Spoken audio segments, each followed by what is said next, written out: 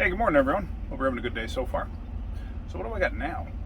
I've got a 2017 Chevy Express van. It's a full-size van, front engine, rear wheel drive.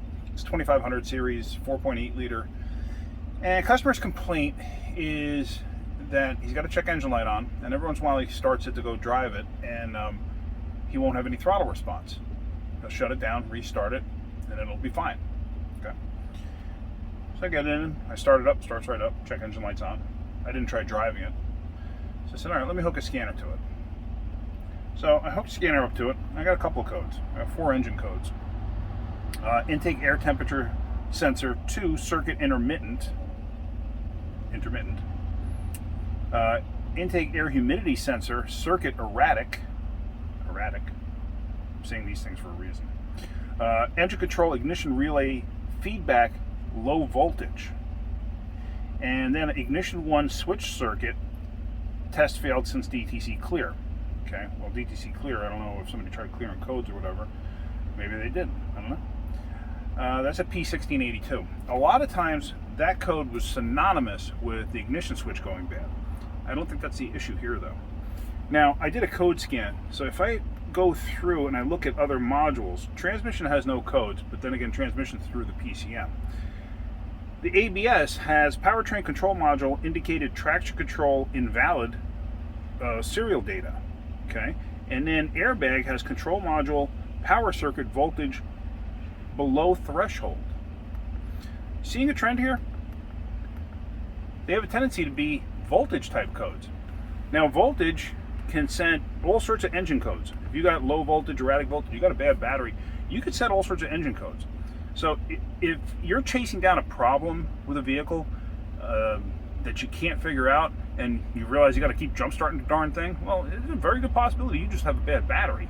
I've seen it, I can't tell you how many times. So anyway, I started giving this thing a quick look over. Hang on one second. Real life Elmer Fudd just walked past me. Anyway, where was I?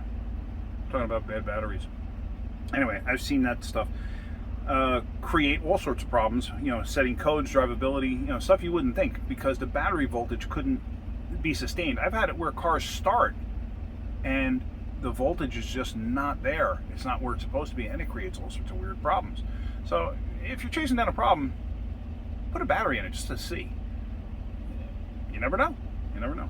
But anyway, so I started looking at this and just giving it a brief look over, because I really don't think that we have problems with this the way the codes are reading. So I figured, let's go underneath the hood here. Hang on one second. Elmer Fudd's walking past. All right, keep going. Let me show you here. Now I'm underneath the hood here. It's running. It's purring like a kitten. You can hear it. It sounds nice and quiet. So I come over because I wanted to see, maybe it's original battery. It's a 2017, but no, this is actually from 21. So it's, a year and a half old right now. Check this out.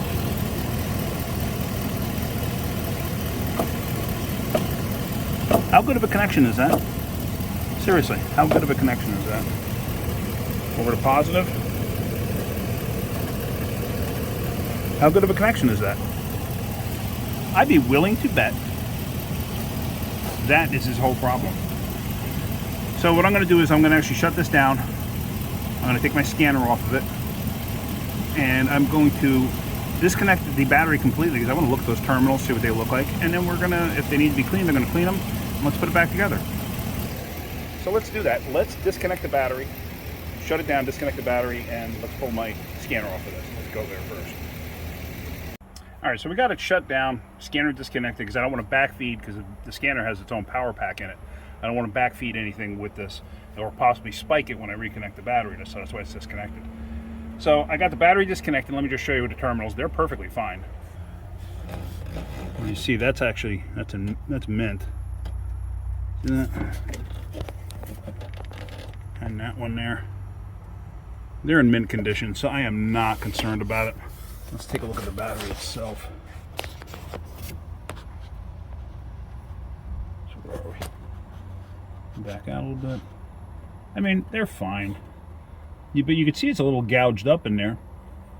And I mean, I had absolutely no issue moving that thing around. So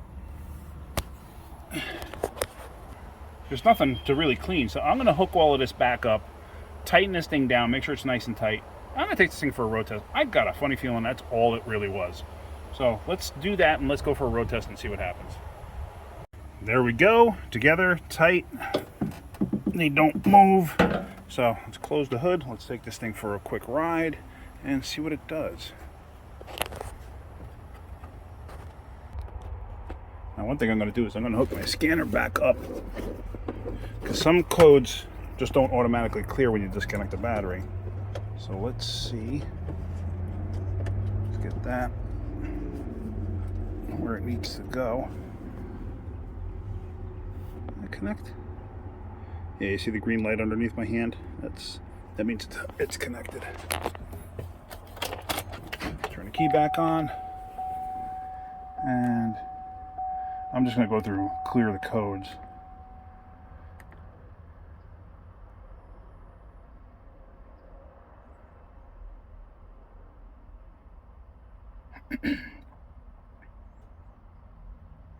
Alright, so everything cleared out. Let's take it for a road test. Alright, so what I'm going to do is I'm going to go take it for a pretty good road test. I want to put some miles on this thing. And when I get back, then let's do a code scan and see if anything happened.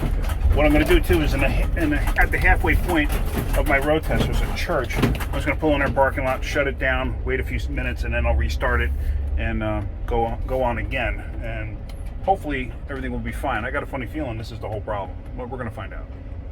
All right, so I just went on like almost a 30-mile road test with this thing. So let's actually look at the scanner. Oh, the seatbelt's not going back like it's supposed to.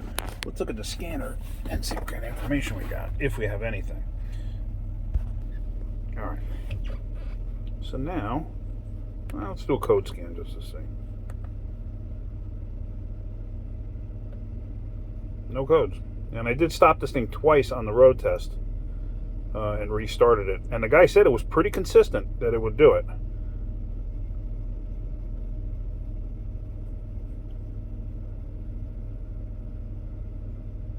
You see the green line on top moving? And it also says 52% detected. So I'm still just going through everything. So let this finish up. This should be relatively quick.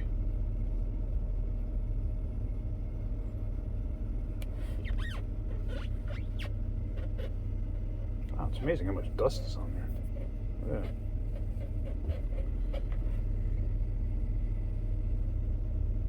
Yeah. Alright, should be just about finishing up now. There we go.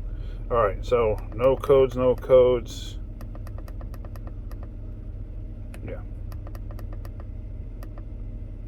Look at that, and it actually ran those monitors. What about non-complete? Okay, well, it didn't complete those yet. Catalyst. Surprised it didn't do the catalyst. But yeah, I honestly think that was the whole problem. Like I said, voltage can wreak havoc on systems. It can cause ghost codes, all sorts of weird stuff. So if your battery is, let's say, even a question to you, if it's like 3 or 4 years old even, it may be worth, either hooking a charger up to it or something, like while you're doing some testing to see. It may be worth throwing a battery in it, especially if you got something really weird going on, like this one. But, and like I said, some of the other codes were, voltage type codes. So I got a funny feeling that's all it was. But yeah, so hopefully it was. Like I said, I took it for a good road test, and the guy said it was very consistent. It would do it almost every time you started it. So he said he could shut it off, and then it would, all of a sudden it would be fine again. And the next time he started it, it would do the same thing all over again. He says it was a constant. So I'm pretty confident. I might take it for one more road test, later on this afternoon or something like that, same thing. Or maybe I'll have somebody else drive it. Maybe use this to run errands. Although it's a work van, it's got a lot of tools and stuff in the back. I don't know if we want to do that. I don't want to leave it unoccupied somewhere. That's on us. I don't want to get into that. But yeah, so if we, I'm not going to make another video and take it for a road test. I mean, if something comes up and it didn't actually fix the problem, which, like I said, I really doubt it, I'm pretty confident this is fixed. But yeah, but if something like that does happen, I'll make a follow-up video on it. But yeah, so anyway, that's it. So if you're getting something out of my videos, hit that like button. If you could, please subscribe. All right, guys. Have a great day. Keep wrenching.